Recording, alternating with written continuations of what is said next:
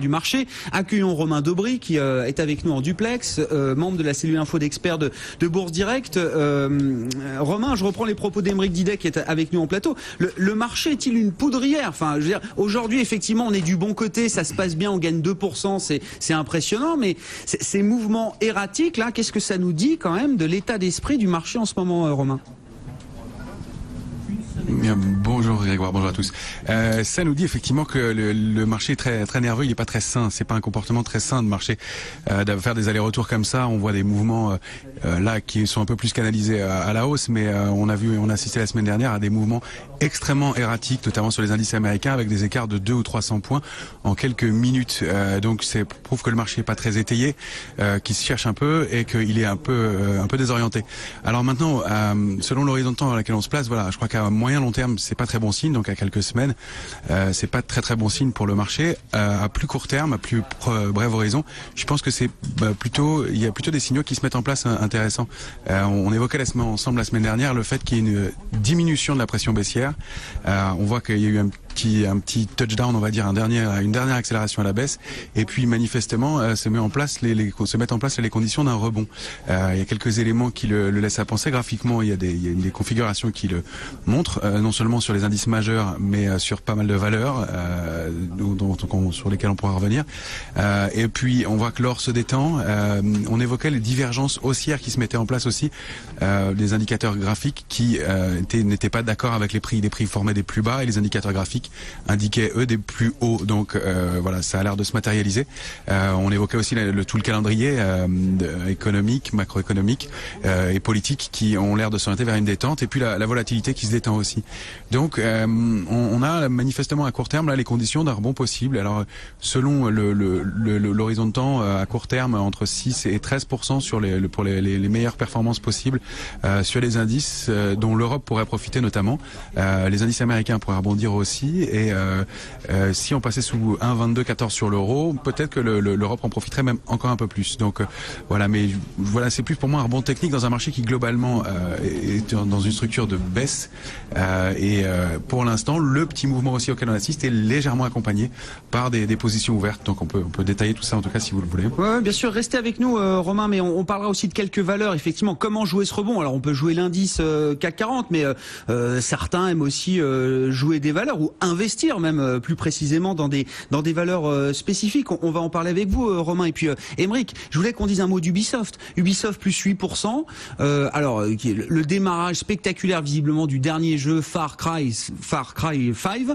Voilà, 310 millions de dollars de recettes en une semaine. Enfin, je veux dire, c'est mieux que les blockbusters. Je parle de films, que les derniers blockbusters américains. Enfin, c'est impressionnant quand même les montants qui sont générés désormais par des jeux vidéo d'Ubisoft. Un mot là-dessus, et puis un mot quand même de la nouvelle histoire qui s'ouvre pour Ubisoft. Vivendi est sorti avec un joli pactole au passage, et Tencent, le chinois, est entré à hauteur de 5% du capital. Exactement, c'est une nouvelle période pour Ubisoft. Ouais.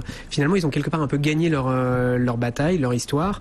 Ils ont une nouvelle histoire parce qu'ils ont un nouvel actionnaire de référence qui est pas des moindres, puisque Tencent c'est quand même un méga groupe. C'est 5% pour l'instant. Hein, certes, mais ça ouvre derrière non seulement un partenariat stratégique côté actionnariat, mais également le côté développement avec toutes les plateformes que ça peut leur ouvrir, puisque aujourd'hui ce jeu-là, ils vont essayer de le développer, y compris en version mobile, et avoir Tencent au capital et comme soutien dans cette histoire-là, c'est juste, en tout cas, l'actionnaire qu'on peut rêver tous d'avoir quand on est fournisseur de jeux vidéo. Ouais. Donc là, il y a une nouvelle histoire qui se passe autour d'Ubisoft. Ils ont plus Vivendi comme menace quelque part entre guillemets qui aurait pu éventuellement monter encore plus au capital et puis en faire un conglomérat avec Gameloft qu'ils avaient créé un géant du jeu, mais finalement ils arrivent à mener leur barque tout seuls en restant indépendants et avec des jeux qui marchent super bien dès leur lancement. Donc ça c'est plutôt une très belle aventure pour Ubisoft. Ce qui est assez incroyable, c'est que on pensait que le fait que Vivendi soit au capital à hauteur de 27%, ça créait une prime spéculative sur Ubisoft, avec l'idée que Vincent Bolloré allait peut-être vouloir lancer une OP. Alors, ça se passait pas bien avec la famille Guillemot, mais on se disait, il y a une prime spéculative. Vivendi, seule sa participation sort du capital. le titre continue de monter. On aurait pu se dire, s'il y avait une prime spéculative, elle allait se dégonfler avec la sortie de Vivendi au capital. Que nenni, le titre continue de monter. Tout à fait, parce qu'aujourd'hui, il y a quand même 12% de croissance du chiffre d'affaires chez Ubisoft, mais il va être encore plus haut l'année prochaine. Donc on attend une croissance encore plus importante pour l'année prochaine. Donc finalement, on a la sortie d'un actionnaire, certes, qui était un peu, entre guillemets, une menace, parce que et on mettait une prime spéculative, mais en plus, aujourd'hui, non seulement le nouvel actionnaire de référence n'est pas des moindres, est extrêmement puissant, c'est un partenaire, encore une fois, extrêmement stratégique pour le groupe Ubisoft, donc il pouvait pas rêver mieux. Et alors le lancement d'un nouveau jeu qui se passe aussi bien sur la première semaine, c'est juste, tous les feux sont ouverts pour Ubisoft, c'est pour ça que c'est salué aujourd'hui sur les marchés. Alors certes, quand on valorise le titre, on a vraiment tendance aujourd'hui à imaginer que la croissance va continuer, voire va accélérer, donc oui, on met une certaine prime à la croissance, par exemple. La prime spéculative s'est déplacée vers la prime à la croissance pour Ubisoft, mais on voit que le groupe est très bien géré et que pour le coup, les frères Guillemot, ils ont réussi. La prime à la croissance est plus importante que l'était la prime spéculative liée à Vivendi. A quand même réveillé le dossier. Et a réveillé quelque part bien toute l'activité du jeu vidéo en France, la mise en lumière et a profité quand même de la hausse du cours avec 1,2 milliard de gains pour Vivendi. De plus-value. Finalement, ils en ont profité. Non.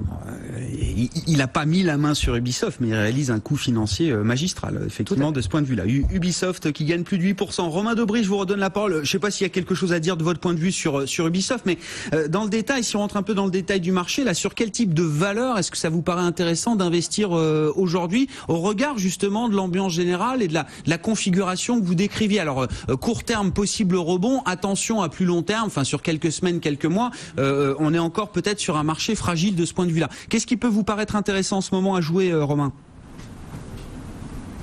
Alors, y a deux façons de le faire. Soit travailler directement sur les indices, et c'est pas mal dans une configuration qui est un peu compliquée comme celle-ci, où on a besoin d'avoir des signaux un peu plus clairs, et on a eu des signaux d'alerte vraiment importants, et comme on l'évoquait précédemment, des signaux qui peut-être à moyen long terme vont donner des accélérations baissières plus fortes. Donc travailler directement sur les indices. On a un indice comme le Nikkei qui a un potentiel de hausse de l'ordre de 7,5% à quelques jours, quelques semaines. Les indices américains majeurs, je mets de côté le Nasdaq pour l'instant, on y reviendra après, mais qui peuvent donner des signaux aussi de l'ordre de 6%. Voilà. Sur l'indice parisien, on peut aussi travailler le rebond et essayer de viser au-delà des 5200 points. On est en train de s'y attaquer et donc de s'installer au-dessus, ce serait pas mal.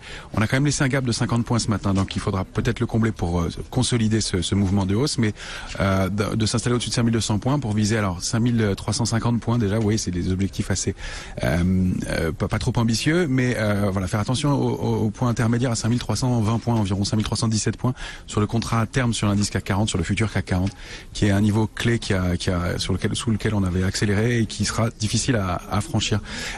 Et puis on pourrait ensuite viser pourquoi pas 5470 points et peut-être les plus annuels aux alentours de 5550 points sur l'indice parisien. Sinon, on peut travailler des valeurs effectivement individuellement. Alors pourquoi pas Ubisoft? J'ai pas d'objectif graphique précis dessus. Ceci dit, en fait, l'idée dans un marché comme celui-là, c'est de travailler les secteurs et les valeurs fortes. En fait, on essaye de suivre le mouvement et d'acheter les valeurs fortes. Alors, secteur fort, qu'est-ce qu'il y a? Il y a le secteur en France du luxe qui se porte très très bien et on voit que le mouvement de rebond était déjà anticipé sur des valeurs comme LVMH, Kering ou L'Oréal, qui se comportent très bien et dont on peut qu'on peut avoir en portefeuille pour viser des mouvements de l'ordre de 6 à 10%, peut-être un petit peu plus dans les semaines à venir. Et ça, c'est le secteur qui se porte bien, qui est fort et qui est payé depuis le début. Je mets de côté le secteur des technologies, j'y reviendrai en même temps que le Nasdaq, c'est un peu particulier, même si ça fait partie des secteurs forts. Ensuite, il y a des bons signaux graphiques sur quelques valeurs. Individuellement, on a Pernod Ricard qui donne un petit signal graphique en dynamique qui permet de gagner sur les niveaux actuels, de viser de l'ordre de 6 à 6,5% de hausse. On a Vivendi aussi qui donne un signal graphique intéressant, ou des valeurs comme Bouygues qui peuvent, ou Lafarge aussi, qui donnent des signaux relativement rassurants. Si on veut être plus agressif, on peut travailler sur des valeurs comme ArcelorMittal qui donnent un signal intéressant aussi, de façon plus dynamique cette fois-ci, ou les valeurs bancaires, et pourquoi pas de viser le recovery du secteur télécom, enfin peut-être, avec Orange qui est une configuration qui est pas mal aussi. Bon, ça fait beaucoup d'idées. Secteur technologique. Ouais, restez avec nous, on va parler de la tech. Restez avec nous, Romain, mais quelques commentaires aussi en plateau d'Aymeric Didet, notamment sur le luxe. C'est vrai qu'on l'a vu là dans les les périodes de marché un peu mouvementées. Alors bon, l'Amérique a ses GAFA qui ont tiré le marché américain jusqu'où l'on sait, et bon, qui rentrent dans une période peut-être un peu plus compliquée. Romain nous le dira peut-être dans un instant. Mais nous en Europe, on a le luxe. Oui, Kering, LVMH, Hermès. Tout à fait. Moi, je pensais que c'était des histoires qui étaient déjà un peu épuisées presque du point de vue de l'investissement et de l'investisseur, mais alors visiblement pas du tout. Non, ça continue et les attentes sont extrêmement importantes. On a eu Hermès qui nous a fait une publication qui était juste magique il y a quelques semaines, avec un niveau de marge incroyable au-dessus de 30%. On attend aujourd'hui sur LVMH des chiffres incroyable. On a tendance même à plus appeler ça le luxe, mais l'hyper-luxe. C'est le luxe qui permet, ces sociétés-là peuvent quasiment monter leur prix, elles ont du pricing power, parce que justement il y a de la demande. À partir du moment où on a une croissance importante dans le monde et importante particulièrement dans les pays émergents, on voit que la consommation de produits de luxe continue d'être toujours en croissance forte. Donc aujourd'hui, ces groupes-là continuent d'être privilégiés dans les gestions. Et là, pour le coup, les résultats d'LVMH sont très attendus et on voit encore des acheteurs sur ces niveaux-là, sur les valeurs de luxe, parce que justement, ces sociétés-là ont la faculté à pouvoir augmenter les prix si nécessaire, pouvoir impacter les prix des mouvements de change qui ont été si problématiques l'année dernière pour les grands groupes internationaux, européens en tout cas, et donc vont pouvoir, devraient délivrer des chiffres extrêmement bons dans cette catégorie haut de gamme du luxe. Bon. Au moment où on se demande si à quoi sert Facebook et si Facebook n'est pas nuisible, il y a des choses qui restaient intangibles. Non, mais c'est la comparaison de Bernard Arnault depuis quelques temps. Voilà, on continuera de boire du champagne dans 100 ans, dans un siècle, en espérant que ce soit le sien, évidemment. Beaucoup d'argent en auront toujours encore plus. Et oui, c'est ça. Est-ce qu'on sera encore tous sur Facebook comme on l'est aujourd'hui Il en est moins persuadé. C'est vrai que, mais il le disait avant le scandale Facebook, Bernard Arnault. Donc, si ce n'est que Facebook, si on revient sur Facebook, on peut quand même aussi dire que quand on s'inscrit sur Facebook, quand on crée un compte sur Facebook, si c'est pour pas donner des informations et les partager quelque part, on n'est pas au bon endroit. Donc aujourd'hui, quelqu'un qui dit oh là là, je suis allé sur Facebook, on m'a volé mes données. Je pense que c'est un peu de l'innocence malsaine.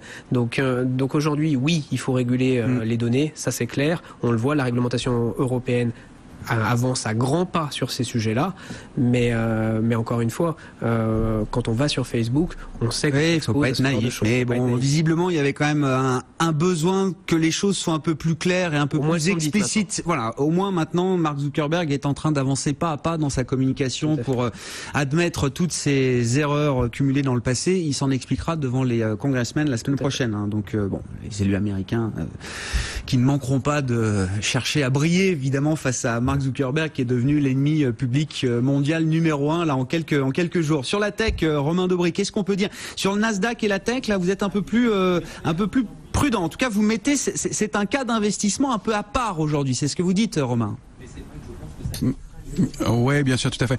Je remets absolument pas en cause le modèle économique. Fondamentalement, ce sont des sociétés qui, notamment les GAFA, réalisent des marges absolument colossales et dont le modèle économique sera pas remis en cause, je pense, à moyen terme ou long terme.